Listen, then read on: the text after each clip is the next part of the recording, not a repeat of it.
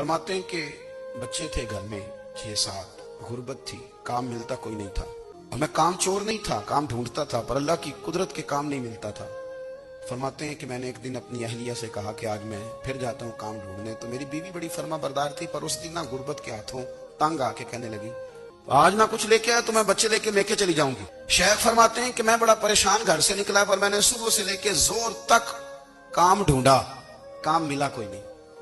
तो मेरे दिल में ख्याल आया चलो काम नहीं मिलता तो अल्लाह अल्लाह तो करे ना, चलो बंदों की मजदूरी नहीं मिलती तो रब करीम की इबादत ही करते हैं। फरमाते हैं कि मैंने ना फुरात के पानी से वुजू किया, नहर के।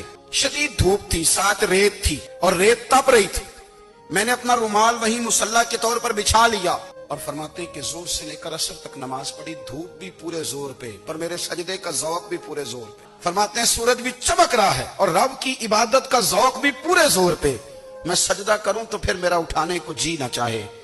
फरमाते हैं कि असर तक मैंने नफल पढ़े, दिल ढलने लगा, असर की नमाज पढ़ी और मैं वहां से चला।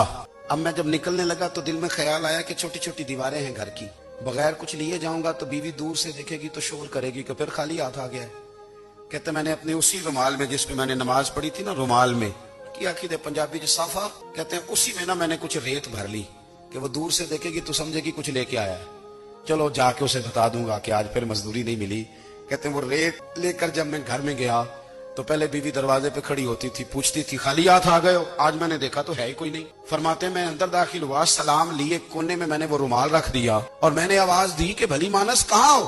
तो वो कहने लगी आप मुंह हाथ धो ले, मैं रोटी लेके आई। मैंने कहा रोटी कहाँ से आ गई? यहाँ तो कई दिनों के फाके, तो कई दिनों की गुर्बत है, यहाँ तो इस घर में तो फकीरी है। फरमाते हैं कि वो रोटी लेके आई और उस वक्त की जो मौजूदा नेमतें थी, समझ ले सलाद, अचार, हर चीज साथ लाई। मैंने कहा कि बच्चे कहाँ गए? कहने लगी वो खाना खा के खेलने गए, आप खाना खा लें आ जाते। खाना उसने चुन दिया। मैंने हैरत अंगेज लहजे में सारी नेमतें अपने दस्तरखान पे देख करके बीवी से पूछा ये कहाँ से आया खाना? बच्चों को तूने कहाँ से खाना खिलाया? ये सारा कुछ कैसा है? तो कहने लगी पता नहीं आज आप किस करीम की मजदूरी करने चले गए थे, पता नहीं किस करीम की, मेरे घर में तो इतनी नेमतें आई हैं कि मुझसे संभाली नहीं जा रही, इतना अनाज है, इतना गंदुम है, किस करीम के दरवाजे आज चले गए थे? ये कहते कहते वो उठी और उठ करके कहने लगी पहले ही बड़ा कुछ आया था, अब क्या ले आए? और जा करके ना उसने वो रेत वाला रुमाल खोला। कहने लगे मैं तो लेके आया था रेत, तो मेरे रब ने उसे भी सोने और हीरे बना दिया था।